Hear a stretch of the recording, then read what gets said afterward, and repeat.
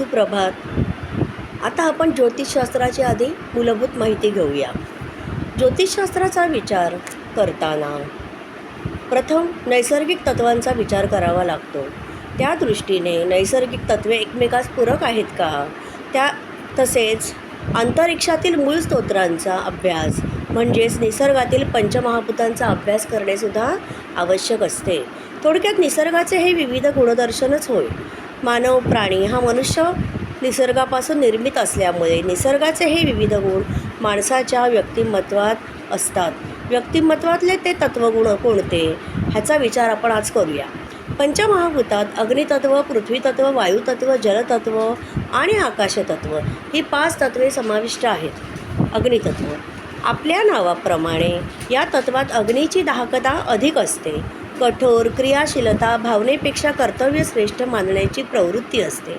अधिकार लालसा, स्तुतिप्रिय, परखड विचारसरणी, अंतःप्रेरणेचा कौल मानणारे, मान सन्मानाची आवड, तत्वनिष्ठ, मोडेनपण वाकणार नाही या गुणदोषांनी युक्त असे हे अग्नितत्व असते. पृथ्वीतत्व संसाराबाबतची आसक्ती, हव्यास, स्वच्छता व टापटीपपणाची भोगती, रसिकतेने जीवनाचा उपभोग घेण्याची प्रवृत्ती,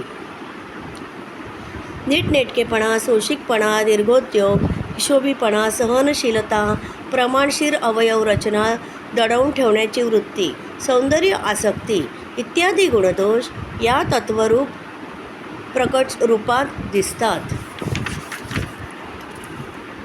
वायुतत्व बुद्धिमत्ता, कुशाग्र बुद्धी, संशोधन वृत्ती, चिकित्सक स्वभाव, सदा गतिमान राहण्याची आवड, चंचलता, प्रामाणिकपणा, तत्वचिंतक, भावनाविहीन, समन्वय साधणारे व्यक्तिमत्व, नवनवीन कल्पनाशक्ती स्फुरणारे, लोकप्रियता, ज्ञानलालसा, प्रसंगानुसार स्वतःची मते बदलणारे गुणदोष नैसर्गिकरित्या वायुतत्वात प्रकट होताना दिसतात.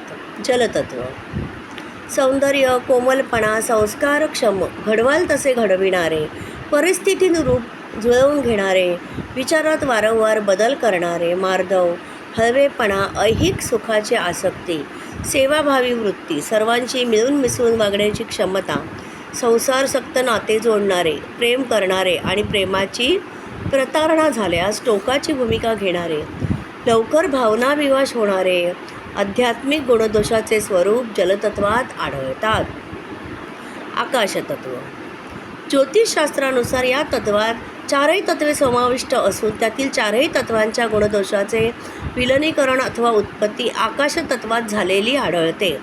त्यामुळे आकाशतत्वाचा स्वतंत्र विचार केला जात नाही. अर्थात त्यात कुठली राशी वा ग्रह नाही. परंतु गुरुतत्वात 4ही तत्वांचे गुणधर्म आढळतात. म्हणून सामान्यतः गुरु या ग्रहाकडे आकाशतत्वाचे स्वामित्व दिले आहे. पंचमहाभूतांची तत्वे उत्कट रूपाने प्रकट होताना 3 विभागात दिसतात.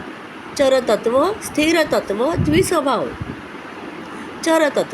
चरतत्व म्हणजे चंचलता, अस्थिरता, वारंवार बदल करणे, प्रवासाची आवड, व्यवहारी, उत्साहपूर्ण, आव्हाने स्वीकारण्याची तयारी, महत्त्वाकांक्षी, सतत पुढे जाण्यासाठी प्रयत्न करणारे, नवनवीन उपाययोजना राबवणारे, बाह्य जगात विशेष तत्वाने पुढे जाणारे असतात. तसेच ते बाह्य जगातच जास्त रमणारे असतात. स्थिरतत्व स्थैर्य, हिंडण्या फिरण्याचा कंटाळा, एका जागी बसून काम करणे, उत्तम व्यवस्थापनाची आवड असते, दुसऱ्याचे वर्चस्व सहन होत नाही.